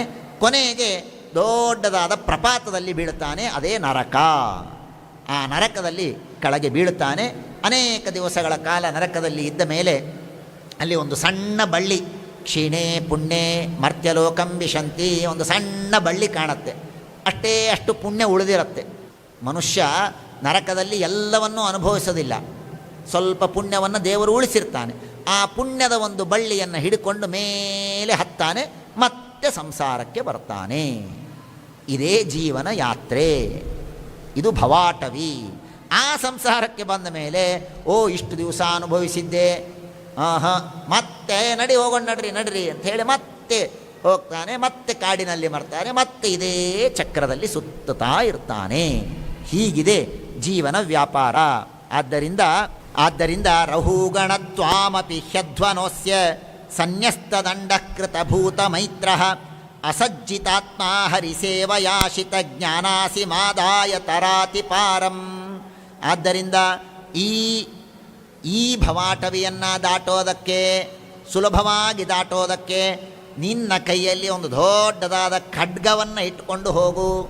ಯಾರು ಬಂದರೂ ಎಲ್ಲರನ್ನು ಕತ್ತರಿಸಿ ಹಾಕು. ಖಡ್ಗವನ್ನು ಇಟ್ಟುಕೊಂಡು ಹೋಗು. ಅದ್ಯಾವುದದು? ಹರಿಸೇವಯ, ಭಗವಂತನ ಸೇವಾ, ಭಗವಂತನ ಜ್ಞಾನ. ಇದು ಚೆನ್ನಾಗಿ ತಲೆಯಲ್ಲಿ ಇದ್ದರೆ ಎದುರಿಗೆ ಬರುವಂತಹ ಯಾವ ಆಪತ್ತುಗಳು ನಮ್ಮನ್ನು ಪೀಡಿಸೋದಿಲ್ಲಪ್ಪ. ಹಾಗಾಗಿ ನೀನು ವಿಶೇಷವಾಗಿ ಭಗವಂತನ ಉಪಾಸನೆಯನ್ನು ಮಾಡು ಅಂತ ಹೇಳಿದಾಗ ಬಹಳ ಸಂತೋಷ ಆಗತ್ತೆ. ರಹುಗುಣರಾಜರಂತಾರೆ, ನಮೋ ಮಹದ್ಯೋಸ್ತು ನಮಃ ಶಿಶುಭ್ಯ ನಮೋ ಯುವಭ್ಯೋ ನಮ ಆಬಟುಭ್ಯ ಯೇ ಬ್ರಾಹ್ಮಣ ಗಾಮವಧೂತಲಿಂಗಾ ಚರಂತಿ ತೇಭ್ಯ ಶಿವಮಸ್ತು ರಾಜ್ಞಾ. ಅವನೊಂದೇ ಮಾತು ಹೇಳಿಬಿಡ್ತಾನೆ, ನೀವ್ಯಾರು ಅಂತ ಗೊತ್ತಾಗದೇನೆ ನಿಮ್ಮನ್ನು ಬೈದೆ ಅಂದೆ, ಇನ್ನು ಮೇಲೆ ಹೀಗಾಗೋದಿಲ್ಲ. ಜಗತ್ತಿನಲ್ಲಿ ನಿಮ್ಮ ಹಾಗೆ ಗೊತ್ತಾಗದೆ ಓಡಾಡುವಂತಹ ಜ್ಞಾನಿಗಳು, ಅವರು ಚಿಕ್ಕವರಿರಲಿ, ದೊಡ್ಡವರಿರಲಿ, ಬ್ರಹ್ಮಚಾರಿಗಳಿರಲಿ, ಮದುವೆಯಾದವರಿರಲಿ, ಯಾರಾದರೂ ಸರಿ, ಅವಧೂತ ಲಿಂಗಾಹ, ಯಾರಲ್ಲಿ ಏನು ಗುಣ ಇರುತ್ತೆ ಗೊತ್ತಿರೋದಿಲ್ಲ. ರಹುಗಣ ಹೇಳ್ತಾನೆ, ಯಾರಿಗೂ ಏನು ಅನ್ಲಿಕ್ಕೆ ಹೋಗಬೇಡಿ, ಯಾರಲ್ಲಿ ಏನು ನಿಮಗೆ ಗೊತ್ತಿತ್ತು ಅವನು ಭಾರಿ ಕೆಟ್ಟವನೋ ಅಂತಿದ್ರೆ ಬೈತೀರಿ, ಆ ಮಾತು ಬೇರೆ. ಯಾರು ಗೊತ್ತೇ ಇಲ್ಲದ ವ್ಯಕ್ತಿಗಳನ್ನು ಏನು ಅನ್ಲಿಕ್ಕೆ ಹೋಗಬೇಡಿ. ಒಳಗೇನಿರುತ್ತೋ ಯಾರಿಗೆ ಗೊತ್ತು, ಅವನು ಏನು ಜ್ಞಾನಿ ಇರ್ತಾನೋ, ಎಂಥ ವ್ಯಕ್ತಿ ಇರ್ತಾನೋ, ಏನು ಸಾಧನೆ ಮಾಡಿರ್ತಾನೋ.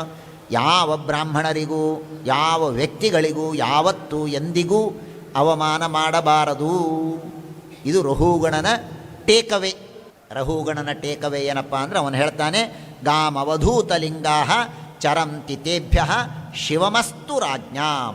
ನಮ್ಮ ಇಡೀ ರಾಜರ ಕುಲಕ್ಕೇನೆ ಒಳ್ಳೆಯದಾಗಲಿ, ಬ್ರಾಹ್ಮಣರಿಗೆ ಅವಮಾನ ಮಾಡಿದ್ದರಿಂದ ಕೇಡಾಗುವುದು ಬೇಡ ಎಂಬುದಾಗಿ ರಹುಗಣ ಪ್ರಾರ್ಥನೆಯನ್ನು ಮಾಡ್ತಾನೆ. ಇವರಿಗೆ ವಿಶೇಷವಾದ ಗೌರವವನ್ನು ಉತ್ತರ ಮಾತಃ, ಭಾಳ ಚೆನ್ನಾಗಿದೆ. ಪರೀಕ್ಷಿತನಿಗೆ ಶುಕಾಚಾರ್ಯರು ಏನಂತ ಕರೀತಾರೆ ಗೊತ್ತಾ? ಉತ್ತರ ಮಾತಃ, ಉತ್ತರಾದೇವಿಯ ಮಗನೇ ಅಂತ ಕರೀತಾರೆ. ಬಹಳ ಸುಂದರವಾದ ಈ ಶಬ್ದವನ್ನು ಬಹಳ ಕಡೆ ಪ್ರಯೋಗ ಮಾಡಿಲ್ಲ, ಒಂದೆರಡು ಕಡೆಗೆ ಮಾತ್ರ ಮಾಡ್ತಾರೆ, ಬಹಳ ಪ್ರೀತಿಯಿಂದ. ಉತ್ತರ ಮಾತಃ, ಉತ್ತರಾದೇವಿಯ ಮಗನೇ ಎಂಬುದಾಗಿ ಕರೆದು ಹೇಳ್ತಾರೆ. ಆಮೇಲೆ ಅವರು ನಮಸ್ಕಾರ ಮಾಡಿದ ಮೇಲೆ ಈ ಅವಧೂತ ಶಿಖಾಮಣಿಗಳಾದಂತಹ ಜಡಭರತರು ತಮ್ಮಷ್ಟಕ್ಕೆ ತಾವು ಭೂಮಿಯಲ್ಲಿ ಸಂಚಾರ ಮಾಡ್ತಾ ಇದ್ದಾರೆ. ಆ ಕಡೆಗೆ ಅವರು ಹೋಗಿದ್ದಾರೆ. ಈ ಕಡೆಗೆ ರಹುಗಣ ಕಪಿಲ ಋಷಿಗಳ ಹತ್ತಿರ ಹೋಗಿ ಉಪದೇಶವನ್ನು ಪಡೆದು ವಿಶೇಷವಾಗಿ ಭಗವಂತನ ಅನುಗ್ರಹಕ್ಕೆ ಪಾತ್ರರಾಗ್ತಾ ಇದ್ದಾರೆ. ಆರ್ಷಭಸ್ಯೇಹ ರಾಜರ್ಷೇಹೇ ಮನಸಾಪಿ ಮಹಾತ್ಮನಃ ನಾನು ವರ್ತ್ಮಾರ್ಹತಿ ಪುಮಾನ್ ಮಕ್ಷಿಕೇವ ಗರುತ್ಮತಃ. ನಿಮಗೆಲ್ಲ ಅನಿಸಿರ್ಬೋದು, ಜಡಭರತರ ಕಥೆಯನ್ನು ಕೇಳಿದ್ದೇವೆ, ನಾವು ನಾಳೆಯಿಂದ ಜಡಭರತರ ಹಾಗೆ ಇರೋಣ. ಶುಕಾಚಾರ್ಯ ಹೇಳಿಬಿಡ್ತಾರೆ, ಗರುಡನನ್ನು ಸೋಲಿಸ್ತೇನೆ ಅಂತ ನೊಣ ಹೊರಟ್ರೆ ಹೇಗೋ ಹಾಗಾಗತ್ತೆ. ನೀವು ಅಲ್ಲಿ ವಿಚಾರವೇ ಮಾಡಬೇಡಿ. ಜಡಭರತರಂತೆ ಇರ್ಬೋದು, ಹೆಂಡತಿ ಏನು ತಗೊಂಬ ಅಂದರೂ ನನಗೆ ಕೇಳಿಸಿಲ್ಲ ಅಂತ ಕೂತ್ಬಿಡ್ಬೋದು. ಆ ತರಹ ಪ್ರಯತ್ನ ಮಾಡಿ ನೋಡಿ. ಜಡಭರತರ ಹಾಗೆ ಬಿಡೋದಕ್ಕೆ ಅವರು ಬಿಟ್ಟರೆ, ಹಾಗಾಗಿ ಜಡಭರತರ ಹಾಗೆ ಇರೋದಕ್ಕೆ ಸಾಧ್ಯವೇ ಇಲ್ಲ ಅಂತಾರೆ. ನಾನು ವರ್ತ್ಮಾರ್ಹತಿ ಪುಮಾನ್ ಮಕ್ಷಿಕೇವ ಗರುತ್ಮತಃ. ಒಂದು ಸಣ್ಣ ನೊಣ ಗರುಡನನ್ನು ಸೋಲಿಸ್ತೇನೆ ಅಂತ ಹೊರಟ ಹಾಗೆ ಆಗತ್ತೆ. ಆದ್ದರಿಂದ ಸಾಧ್ಯವಿಲ್ಲ. ಯಜ್ಞಾಯ ಧರ್ಮಪತಯೇ ವಿಧು ನೈಪುಣಾಯ ಯೋಗಾಯ ಸಾಂಖ್ಯ ಶಿರಸೆ ಪ್ರಕೃತೀಶ್ವರಾಯ ನಾರಾಯಣಾಯ ಹರಯೇ ನಮಯಿತ್ಯುದಾರಂ ಗಾಯನ್ ಮೃಗತ್ವಮಪಿಯ ಸಮುದಾಜಹಾರ. ಅಂತಹ ಮೃಗ ಶರೀರವನ್ನು ಕೂಡ ಭಗವಂತನ ನಾಮಸ್ಮರಣೆಯಲ್ಲೇ ಕಳೆದಂತಹ ಮಹಾನುಭಾವನಿಗೆ ನಮಸ್ಕಾರ ಎಂಬುದಾಗಿ ನಮಸ್ಕಾರವನ್ನು ಮಾಡ್ತಾರೆ. ನಮಸ್ಕಾರವನ್ನು ಮಾಡಿ ಎಲ್ಲ ಕಥೆಯನ್ನು ಹೇಳಿದ ಮೇಲೆ ಭಾಗವತ ಒಂದೊಂದು ಫಲವನ್ನು ಹೇಳುತ್ತಲ್ಲ. ಈ ಕಥೆಯನ್ನು ಕೇಳಿದರೆ ಇದು ಸಿಗತ್ತೆ, ಆ ಕಥೆಯನ್ನು ಕೇಳಿದರೆ ಅದು ಸಿಗತ್ತೆ. ಜಡಭರತನ ಕಥೆಯನ್ನು ಕೇಳಿದರೆ ಏನು ಸಿಗತ್ತೆ ನಿಮಗೆ? ಏನು ಸಿಗತ್ತೆ? ಭಾಳ ಸುಂದರವಾಗಿ ಹೇಳುತ್ತೆ. ಸರ್ವಾಹ್ಯೇವ ಆಶಿಷಃ ಆತ್ಮನ ಆಶಾಸ್ತೆ ನ ಕಾಂಚನ ಪರತಃ. ಜಡಭರತನ ಕಥೆಯನ್ನು ಭಕ್ತಿಯಿಂದ ಕೇಳಿದರೆ ನಿಮಗೇನು ಧೈರ್ಯವನ್ನು ದೇವರು ಕೊಡ್ತಾನೆ ಅಂದರೆ, ಇದರ ಫಲ ಏನು ಅಂದರೆ, ನಿಮಗೇನೇ ಬಯಕೆಗಳಿದ್ದರೂ ದೇವರ ಹತ್ತಿರವೇ ಕೇಳ್ತೀರ ಹೊರತು ಇನ್ನೊಬ್ಬರ ಹತ್ತಿರ ನೀವು ಕೈಯೇ ಚಾಚೋದಿಲ್ಲ. ಆ ಒಂದು ಫಲವನ್ನು ಕೊಡ್ತಾನೆ. ಎಂಥ ಫಲ ಎಲ್ಲಾದರೂ ಕೇಳಿದ್ದೇವಾ? ಇದು ಭಾಗವತದ, ಅದಕ್ಕೆ ಹೇಳಿದಲ್ಲ, ಭಾಗವತವನ್ನು ನಾವು ಜಂಪ್ ಮಾಡಿ ಮಾಡಿ ಮಾಡಿ ಈಗೆಲ್ಲ ಬುಲೆಟ್ ಟ್ರೈನ್ಗಳು, ವಂದೇ ಭಾರತ್ ಬಂತು, ಎಕ್ಸ್ಪ್ರೆಸ್ ಬಂತು, ಬುಲೆಟ್ ಟ್ರೈನ್ ಬಂತು. ಮೊದಲೆಲ್ಲ ಪ್ಯಾಸೆಂಜರ್ ಅಂತ ಇರ್ತಿತ್ತು. ಪ್ಯಾಸೆಂಜರ್ ಅಂತಿದ್ದಾಗ ಏನಿರ್ತಿತ್ತು, ನಾವು ಇಲ್ಲಿಂದ ಹೊರಟು ಒಂದು ಊರು ಮುಟ್ಟೋದಕ್ಕೆ 1.5 ದಿನ ತೊಗೊಳ್ಳೋದು. ಬೆಂಗಳೂರಿಂದ ಹೊಸಪೇಟೆಗೆ ಹೋಗೋದಕ್ಕೇ 16-17 ತಾಸು ಆಗ್ತಾಯಿತ್ತು. ನಿಧಾನವಾಗಿ ಎಲ್ಲ ಸ್ಟೇಷನ್ಗಳನ್ನು ನೋಡ್ತಾ ಆ ಹೆಸರುಗಳನ್ನೆಲ್ಲ, ಏನು ಕೆಲಸ ಚಿಕ್ಕವರು ಎಲ್ಲ ಊರಿನ ಹೆಸರೆಲ್ಲ ಬರ್ತಾ ಕೂಡ್ತಾಯಿದ್ವಿ.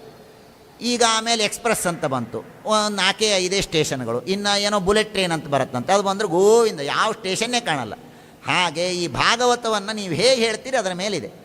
ನೀವು ಪ್ಯಾಸೆಂಜರ್ ಆಗಿ ನಿಧಾನಕ್ಕೆ ಹೇಳ್ತಾ ಹೋದರೆ ಎಲ್ಲವನ್ನೂ ಆಸ್ವಾದಿಸಬಹುದು. ಬುಲೆಟ್ ಟ್ರೈನಾಗಿ ಹೋಗಿಬಿಟ್ರೆ ಗೋವಿಂದ ಜನ್ಮಾದ್ಯಸೇತ ಕೃಷ್ಣಾರ್ಪಣಮಸ್ತು ಹಾಗಾಗಿಬಿಡುತ್ತೆ. ಹಾಗಾಗಿ ಗುರುಗಳ ಅನುಗ್ರಹ, ದೇವರ ಅನುಗ್ರಹ, ಇಷ್ಟು ದಿನ ಹೇಳೋದಕ್ಕೆ ಸಿಕ್ಕಿದೆ, ನಿಧಾನವಾಗಿ ಹೇಳ್ತಾ ಇತ್ತು. ಇದರಲ್ಲೂ ಎಲ್ಲವನ್ನೂ ನಮಗೆ ಹೇಳಲಿಕ್ಕೆ ಆಗ್ತಾ ಇಲ್ಲ, ಕೆಲವು ಅರ್ಥವೇ ಆಗಿಲ್ಲ, ಕೆಲವು ಅರ್ಥವಾದದ್ದನ್ನು ಹೇಳಲಿಕ್ಕೂ ಆಗೋದಿಲ್ಲ. ಆದರೂ ನಿಧಾನವಾಗಿ ಅದನ್ನು ಆಸ್ವಾದಿಸಬೇಕು. ಯಾಕೆ? ಮುಹುರಹೋ ರಸಿಕಾ ಭುವಿ ಭಾವುಕಾಹ, ಸಾಯೋವರೆಗೂ ಕೇಳಿ ಮುಕ್ತಿಯಾಗೋವರೆಗೂ ಭಾಗವತವನ್ನು ಕೇಳಿ ಅಂತ ಹೇಳಿದ್ದಕ್ಕೆ ಕಾರಣ ಏನು ಅಂದರೆ ಇದೇ ಕಾರಣ. ನೀವು ಓದ್ತಾ ಹೋಗಿ ಪ್ರತಿ ಶ್ಲೋಕದಲ್ಲಿ ಪ್ರತಿ ಉಪನ್ಯಾಸದಲ್ಲೂ ಏನೋ ಹೊಸದು ಸಿಗತ್ತೆ, ಏನೋ ಆನಂದ ಇರುತ್ತೆ. ಹಾಗಾಗಿ ಭಾಗವತ ಹೇಳುತ್ತೆ, ಸರ್ವಾಹ್ಯೇವ ಆಶಿಷಃ ಆತ್ಮನಾಶಾಸ್ತೆ ನ ಕಾಂಚನ ಪರತಃ. ನಿಮಗೇನೇ ಬೇಕಾಗಿದ್ದರೂ ದೇವರಿಂದಲೇ, ದೇವರ ಮುಂದೇನೆ ಕೈ ಚಾಚ್ತೀರಾ, ಇನ್ನೊಬ್ಬರಿಗೆ ಕೈ ಚಾಚುವ ಅವಸ್ಥೆ ನಿಮಗೆ ಬರೋದಿಲ್ಲ. ಜಡಭರತನ ಕಥೆಯನ್ನು ಕೇಳಿ ಅಂತ ಹೇಳಿದಾಗ ರಾಜ ಬಹಳ ಸಂತೋಷ ಪಡ್ತಾನೆ. ಸಂತೋಷವನ್ನು ಪಟ್ಟು ಮುಂದೆ ಕಥೆಯನ್ನು ಹೇಳಬೇಕು ಅಂತ ಪ್ರಾರ್ಥನೆಯನ್ನು ಮಾಡಿದಾಗ ಭರತ ಚಕ್ರವರ್ತಿಯ ವಂಶವನ್ನು ಮುಂದುವರೆಸ್ತಾ ಇದ್ದಾರೆ. ಆ ಭರತ ಚಕ್ರವರ್ತಿಯ ಮಗ ಸುಮತಿ ಅಂತ. ಆ ಸುಮತಿಯು ಕೂಡ ಅವಧೂತ ಮಾರ್ಗವನ್ನು ಅನುಸರಣೆ ಮಾಡಿಬಿಡ್ತಾನೆ. ಆ ಸುಮತಿಯಲ್ಲಿ ಬೇಕಾದಷ್ಟೆಲ್ಲ ಕೊಟ್ಟಿದ್ದಾರೆ, ಸಂಕ್ಷೇಪದಲ್ಲಿ ತಿಳಿಸ್ತೇನೆ. ಸುಮತಿಯಲ್ಲಿ ದೇವಪಾದಿ ಅಂತ, ದೇವಪಾದಿಗೆ ದೇವದ್ಯುಮ್ನ, ದೇವದ್ಯುಮ್ನನಿಗೆ ಪರಮೇಷ್ಠಿ, ಪರಮೇಷ್ಠಿನಿಗೆ ಪ್ರತೀಹ ಅಂತ, ಹೀಗೆ ಎಲ್ಲ ಆಗ್ತಾ ಬರ್ತಾರೆ. ನಕ್ತ ಅಂತ ಒಬ್ಬ ರಾಜ, ಆ ನಕ್ತ ರಾಜನಿಗೆ ಋತಿ ಅಂತ ಹೆಂಡತಿ.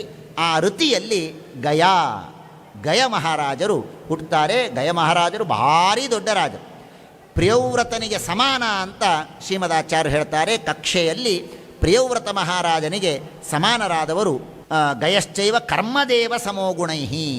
ಆ ಪ್ರಿಯವ್ರತ ಮತ್ತು ಗಯ ಇವರೆಲ್ಲ ಕರ್ಮದೇವತೆಗಳಿಗೆ ಸಮಾನರು. 19ನೇ ಕಕ್ಷೆಯಲ್ಲಿ ಬರುವಂಥವರು, ಬಹಳ ದೊಡ್ಡ ರಾಜ ಇವನು.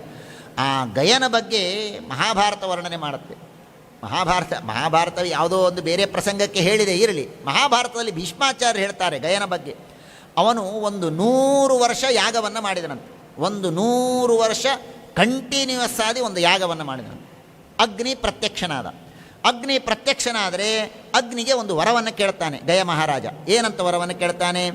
ದದತೋ ಮೇ ಚಾಕ್ಷಯಾಮೇಸ್ತು, ನಾನು ದಾನ ಕೊಟ್ಟಂತೆ ನನ್ನ ಬೊಕ್ಕಸ ತುಂಬುತ್ತಾ ಹೋಗಬೇಕು, ಖಾಲಿ ಆಗಬಾರದು. ದದತೋ ಮೇ ಅಕ್ಷಯಾಚಾಸ್ತು ಧರ್ಮೇ ಶ್ರದ್ಧಾ ಚ ವರ್ಧತಾ, ನನಗೆ ಧರ್ಮದಲ್ಲಿ ಶ್ರದ್ಧೆ ಬೆಳೆಯಲಿ. ಮನೋಮೇ ರಮತಾಂ ಸತ್ಯೆ, ನನ್ನ ಮನಸ್ಸು ಯಾವಾಗಲೂ ಭಗವಂತನಲ್ಲಿ ಇರಲಿ. ತ್ವತ್ಪ್ರಸಾದಾದ್ಭುತಾಶನ ಅಂತ ಅಗ್ನಿಗೆ ಬೇಡಿಕೊಳ್ತಾನೆ. ಅಗ್ನಿ ಆಗಲಿ ಅಂತ ವರ ಕೊಡ್ತಾನೆ. ನೀನು ಎಷ್ಟು ಕೊಟ್ಟರೂ ಖಾಲಿ ಆಗೋದಿಲ್ಲ, ನೀನೇನೇ ದಾನ ಮಾಡಿದರೂ ಖಾಲಿ ಆಗೋದಿಲ್ಲ ಅಂತ ವರವನ್ನು ಕೊಡ್ತಾನೆ. ವರವನ್ನು ಕೊಟ್ಟರೆ ಸರಿ, ಇನ್ನೇನು ಬೇಕು? ಮತ್ತೆ 1000 ವರ್ಷದ ಯಾಗವನ್ನು ಮಾಡ್ತಾನೆ. 1000 ವರ್ಷದ ಯಾಗವನ್ನು ಮಾಡಿದರೆ ಏನು ದಾನ ಕೊಟ್ಟಿರ್ಬೋದು ಅವನು? ಏನು ದಾನ ಕೊಟ್ಟಿರ್ಬೋದು? ಬಂದವರಿಗೆಲ್ಲ ಬಂಗಾರ ಬೆಳ್ಳಿ ಆಕಳುಗಳು ಕೊಟ್ಟಿದ್ದಾನೆ ಅಂದರೆ ಯಾವತ್ಯಸ್ಸಿಕತಾ. ಭೀಷ್ಮಾಚಾರ್ಯ ಹೇಳ್ತಾರೆ, ಇಲ್ಲಿ ಪಕ್ಕಕ್ಕೆ ಗಂಗಾ ನದಿ ಏನು ನೋಡೋ, ಆ ಗಂಗಾ ನದಿಯ ಒಳಗೆ ಎಷ್ಟು ಉಸುಕಿದೆಯೋ ಅದಕ್ಕಿಂತಲೂ ಹೆಚ್ಚು ಅವನು ದಾನ ಕೊಟ್ಟಿದ್ದಾನೆ. ಅಷ್ಟು ದಾನ ಕೊಟ್ಟಿದ್ದ ಗಯ ಮಹಾರಾಜ, ಅಷ್ಟು ದಾನವನ್ನು ಕೊಟ್ಟಿದ್ದಾನೆ. ಆ ಗಯ ಮಹಾರಾಜನ ಕೀರ್ತಿಯನ್ನು ಮೀರಲಿಕ್ಕೆ ಸಾಧ್ಯವಿಲ್ಲ ಅಂತ ಭೀಷ್ಮಾಚಾರ್ಯರು ಹೇಳ್ತಾರೆ. ಭೀಷ್ಮಾಚಾರ್ಯ ಇದು ಹೇಳಿದ್ದೆ ಯಾಕೆ ಗೊತ್ತಾ? ಗಯ ಮಹಾರಾಜನ ಮಹಿಮೆಯನ್ನೇನೋ ತಿಳಿದ್ವಿ, ಭೀಷ್ಮಾಚಾರ್ಯ ಇದನ್ನು ಯಾಕೆ ಕೋಟ್ ಮಾಡ್ತಾರೆ ಗೊತ್ತಾ? ಇಂಥ ಗಯ ಮಹಾರಾಜ ಇವತ್ತು ಇದ್ದಾನಾ? ಇಲ್ವಲ್ಲ. ಎಲ್ಲರೂ ಒಮ್ಮೆ ಹೋಗಲೇಬೇಕು. ನಿನ್ನ ಮಕ್ಕಳು, ನಿನ್ನ ಬಂಧು ಬಳಗ ಹೋಗಿದೆ ಅಂತ ಯಾಕೆ ದುಃಖ ಪಡ್ತೀಯ ಅಂತ ಯುಧಿಷ್ಠಿರನಿಗೆ ಸಮಾಧಾನ ಮಾಡುವುದಕ್ಕಾಗಿ ಭೀಷ್ಮಾಚಾರ್ಯರು ಈ ಮಾತನ್ನು ಹೇಳ್ತಾರೆ. ಇಂಥ ದೊಡ್ಡ ದಾನಿ, ಇಷ್ಟೆಲ್ಲ ದಾನ ಕೊಟ್ಟಿದ್ದಾನಪ್ಪ ಅಂತ ಹೇಳಿ ಅವನೇನಾದರೂ ಬದುಕುಳಿದ್ನ? ಇಲ್ವಲ್ಲ, ಅವನೂ ಹೋದ. ಹಾಗೆ ನಿನ್ನ ಮಕ್ಕಳು ಬಂಧುಗಳು ಹೋದರು ಅಂತ ದುಃಖ ಪಡಬೇಡ ಅಂತ ಭೀಷ್ಮಾಚಾರ್ಯ ಹೇಳ್ತಾರೆ. ಇರಲಿ, ಅಂತೂ ಗಯ ಮಹಾರಾಜನ ಅಷ್ಟು ದೊಡ್ಡ ಮಹಿಮೆ ಇದೆ. ಅಂತಹ ಗಯ ಮಹಾರಾಜ, ಅವನಲ್ಲಿ ಭಗವಂತನ ವಿಶೇಷವಾದ ಆವೇಶ ಇದೆ. ಅವರಲ್ಲಿ ಮುಂದೆ ಜಯಂತಿ, ಚಿತ್ರರಥ, ಹೀಗೆ ಆ ಪ್ರಿಯವ್ರತನ ವಂಶ ಮುಂದುವರಿಯುತ್ತೆ ಎಂಬುದಾಗಿ ತಿಳಿಸಿಕೊಡ್ತಾರೆ. ಇದಾದ ಮೇಲೆ ಇಲ್ಲಿಗೆ ಮುಗಿಸೋಣ. ಭೂಗೋಳದ ವರ್ಣನೆ ಪ್ರಾರಂಭವಾಗತ್ತೆ. ಅದು ಹೇಳಲಿಕ್ಕೆ ಶುರು ಮಾಡಿದ ಮೇಲೆ ಫುಲ್ ಹೇಳಬೇಕು, ಮಧ್ಯದಲ್ಲಿ ಕಟ್ಟಾದರೆ ಲಿಂಕ್ ತಪ್ಪು ಹೋಗುತ್ತೆ. ನಾಳೆ ಭೂಗೋಳ ಮತ್ತು ಖಗೋಳ ಹಾಗೂ ನರಕದ ವಿವರಣೆಯನ್ನು ತಿಳಿಯುವ ಪ್ರಯತ್ನವನ್ನು ಮಾಡೋಣ. ಶ್ರೀಕೃಷ್ಣಾರ್ಪಣಮಸ್ತು. ನಾಹಂಕರ್ತ ಹರಿಕರ್ತ ತತ್ಪೂಜಾ ಕರ್ಮಚಾಖಿಲಂ ತಥಾಪಿ ಮತ್ಕೃತ ಪೂಜಾ ತ್ವತ್ಪ್ರಸಾದೇನ್ನನ್ಯಥ ತ್ವದ್ಭಕ್ತಿಸ್ತತ್ಫಲಂ ಮಹ್ಯಂ ತ್ವತ್ಪ್ರಸಾದ ಪುನಃ ಪುನಃ ಕರ್ಮನ್ಯಾಸೋ ಹರಾವೇವಂ ವಿಷ್ಣೋಸ್ತೃಪ್ತಿಕರ ಸದಾ. ಇದಂ ಜ್ಞಾನಂ ಹರೇಃ ಪೂಜಾ ಹರೇರೇವ ಉದಿತಂ ಸದಾ ಹರ್ಯದೇನಂಚ ಸರ್ವತ್ರ ಇತ್ಯೇವಂ ನ್ಯಾಸೋ ಹರೋಸ್ಮತಃ. ಶ್ರೀಕೃಷ್ಣಾರ್ಪಣಮಸ್ತು.